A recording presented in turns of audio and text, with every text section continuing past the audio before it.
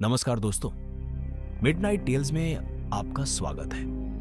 आज मैं आपको सुनाने जा रहा हूं एक ऐसी कहानी जो अमेरिका के नवाजो इंडियन रिजर्वेशन में घटी थी। ये कहानी है स्किनवॉकर की, एक ऐसे प्राणी की जो इंसान का रूप धर सकता है, जानवरों में बदल सकता है और जिसके बारे में बात करना भी खतरनाक माना जाता है। तो चलिए शुरू करते हैं। ये बात है मई 2019 की। मेरा नाम अर्जुन है और मैं अपने 3 दोस्तों के साथ अमेरिका के एरिज़ोना राज्य में रोड ट्रिप पर गया था। हम चारों दोस्त थे, मैं, रोहन, प्रिया और आदित्य। हमने सोचा था कि ग्रैंड कैनियन देखने के बाद वापस लास वेगास चले जाएंगे, लेकिन रास्ते में हमारी गाड़ी खराब हो गई। रात के करीब 9 बजे थे। हम एक बिल्कुल सुनसान इलाके में फंस गए थे। चारों तरफ रेगिस्तान, कोई शहर नहीं, कोई गांव नहीं, बस दूर दूर तक सूखी जमीन और छोटी झाड़ियां। मोबाइल में नेटवर्क नहीं था, जीपीएस काम नहीं कर रहा था और सबसे बुरी बात, हमारे पास पानी भी सिर्फ 2 बोतलें बची थी। अब क्या करें? प्रिया ने परेशान होकर पूछा। मैंने कहा, कोई विकल्प नहीं है, हमें पैदल चलना होगा, शायद कोई गांव या घर मिल जाए। हम सब गाड़ी से उतरे और अपना जरूरी सामान लेकर हाईवे पर चलने लगे। रात का अंधेरा गहरा हो रहा था, सिर्फ चांद की रोशनी थी जो कुछ दिखा रही थी। करीब आधे घंटे चलने के बाद हमें दूर एक रोशनी दिखाई दी, एक छोटा सा घर। चलो, शायद वो लोग हमारी मदद कर दें, रोहन ने कहा। हम उस घर की तरफ बढ़े। ये एक पुराना लकड़ी का घर था। बाहर एक ट्रक खड़ा था और बरामदे में एक बूढ़ा आदमी कुर्सी पर बैठा था। हम करीब गए तो उसने हमें देखा। उसकी उम्र करीब 70 साल की रही होगी। नवाजो जनजाति का लग रहा था। एक्सक्यूज मी सर, मैंने कहा, हमारी गाड़ी खराब हो गई है, क्या हम यहां रात रुक सकते हैं या फिर आप हमें पास के किसी शहर तक छोड़ सकते हैं? बूढ़े आदमी ने हमें सिर से पैर तक देखा, फिर धीरे से बोला, तुम लोग भारतीय हो? जी हां, मैंने जवाब दिया। उसने गहरी सांस ली। ठीक है, तुम लोग अंदर आ सकते हो, लेकिन कुछ नियम है। कैसे नियम? आदित्य ने पूछा। बूढ़े ने गंभीर आवाज में कहा, पहला, रात में खिड़की से बाहर मत देखना। दूसरा, अगर कोई आवाज सुनो तो दरवाजा मत खोलना। और तीसरा, किसी भी हालत में घर से बाहर मत निकलना, सुबह होने तक नहीं। हम चारों ने एक दूसरे को देखा। अजीब नियम थे, लेकिन हमारे पास कोई विकल्प नहीं था। बूढ़े ने हमें घर के अंदर एक कमरा दिखाया। छोटा सा कमरा था जिसमें 2 पुराने बिस्तर थे। खिड़की पर मोटे पर्दे लगे हुए थे। मेरा नाम जोसेफ है, बूढ़े ने कहा। तुम लोग यहीं सो जाओ, सुबह मैं तुम्हें शहर छोड़ दूंगा। हमने उसे धन्यवाद कहा और कमरे में चले गए। जोसेफ बाहर चला गया और दरवाजा बंद कर दिया। थोड़ी देर हम सब बातें करते रहे। प्रिया ने कहा, यह बूढ़ा थोड़ा अजीब है ना, इतने सारे नियम क्यों? रोहन ने कहा, शायद यहां के लोग इसी तरह के होते हैं। चलो सो जाते हैं, कल सुबह जल्दी निकलेंगे। रात के करीब 12 बजे होंगे। मेरी नींद अचानक खुल गई। एक अजीब सी आवाज सुनाई दी, जैसे कोई खुरचने की आवाज। खिड़की पर। मैंने ध्यान से सुना। आवाज फिर से आई, किसी के नाखूनों की आवाज जो खिड़की के कांच पर चल रहे थे। मेरा दिल तेजी से धड़कने लगा। मैंने रोहन को जगाया। उसने भी वो आवाज सुनी। फिर एक आवाज आई, एक महिला की आवाज। अंदर आने दो प्लीज, मुझे मदद चाहिए। प्रिया उठ गई। कोई है बाहर? शायद उसे मदद की जरूरत है। मैंने उसका हाथ पकड़ा। नहीं, जोसेफ ने कहा था दरवाजा मत खोलना। लेकिन कोई मुसीबत में है, प्रिया बोली। आवाज फिर आई, प्लीज, मैं बहुत डरी हुई हूं, कोई मेरा पीछा कर रहा है, दरवाजा खोलो। यह आवाज बिल्कुल प्रिया की मां जैसी लग रही थी। प्रिया का चेहरा सफेद पड़ गया।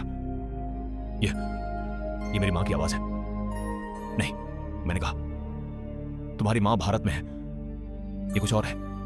लेकिन आवाज जारी रही, प्रिया बेटा दरवाजा खोल, मैं तेरी मां हूं। आदित्य ने पर्दा थोड़ा हटाकर बाहर देखने की कोशिश की। मत देखो, मैंने चिल्लाकर कहा, लेकिन बहुत देर हो चुकी थी। आदित्य ने खिड़की से बाहर झांक लिया और जो उसने देखा उससे वो चीख पड़ा।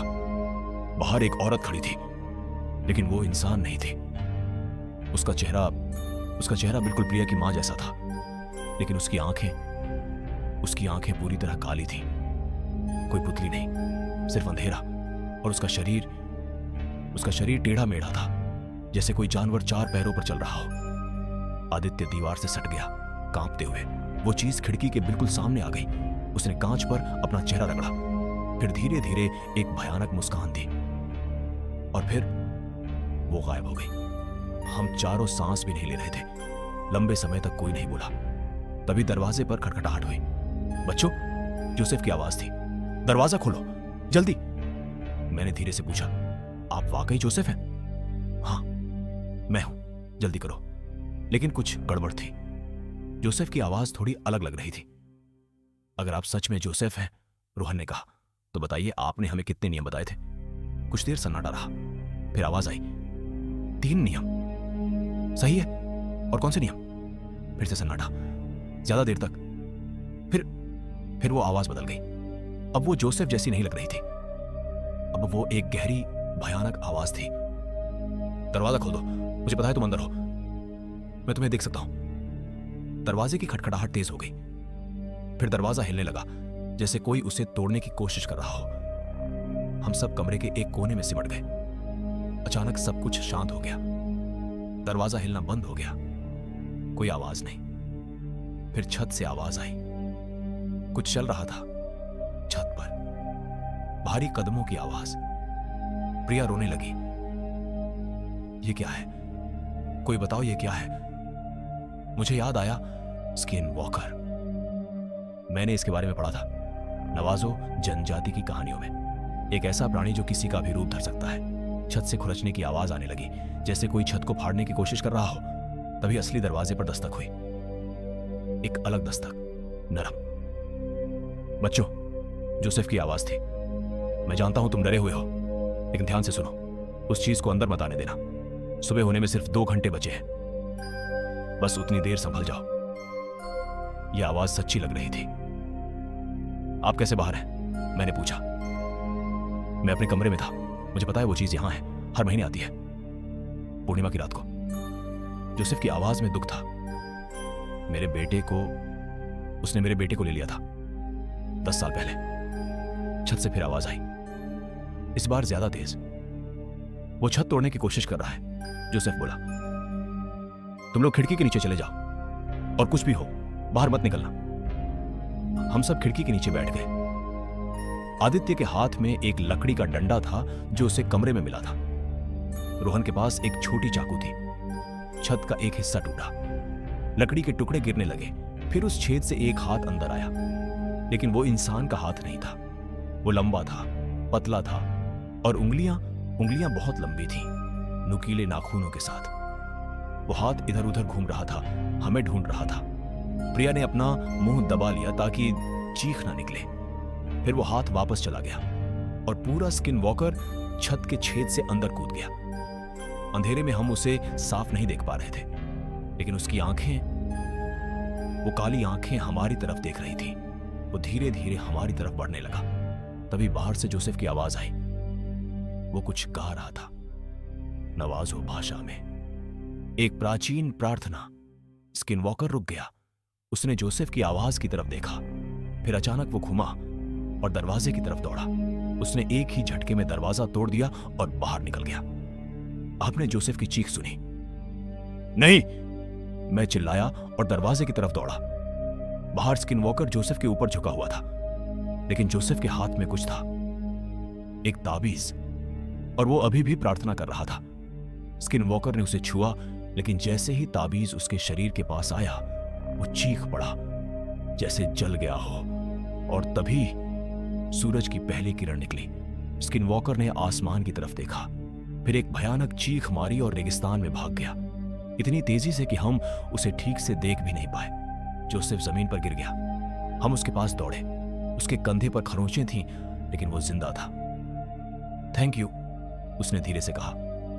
तुम लोगों ने नियमों का पालन किया, इसीलिए बच गए।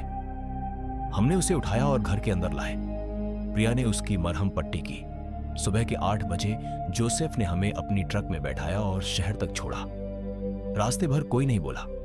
शहर पहुंचने से पहले जोसेफ ने कहा, एक बात याद रखना, कभी किसी को स्किन वॉकर के बारे में बहुत ज्यादा मत बताना। वो सुन लेता है और वो वापस आ सकता है। उसने हमें एक एक छोटा ताबीज दिया, इसे हमेशा अपने पास रखना, सुरक्षा के लिए। हमने उसे धन्यवाद कहा और अलविदा कहा। उस दिन के बाद हम चारों वापस भारत आ गए। आज भी मैं वो ताबीज अपने पास रखता हूं और कभी कभी रात में जब अकेला होता हूं तो मुझे लगता है कि खिड़की पर कोई खड़ा है, काली आंखों के साथ मुझे देख रहा है। लेकिन जब मैं देखता हूं तो वहां कोई नहीं होता। शायद वो सिर्फ मेरा डर है, या शायद स्किन वॉकर अभी भी मुझे याद करता है। तो दोस्तों, ये थी स्किन वॉकर की कहानी। दोस्तों, अगर आपको यह कहानी पसंद आई तो लाइक करें और शेयर करें और कमेंट में बताएं आप अगली बार कौन सी हॉरर कहानी सुनना चाहते हैं। तब तक के लिए खुद का ख्याल रखें और रात में अजीब आवाजों का जवाब मत देना। धन्यवाद।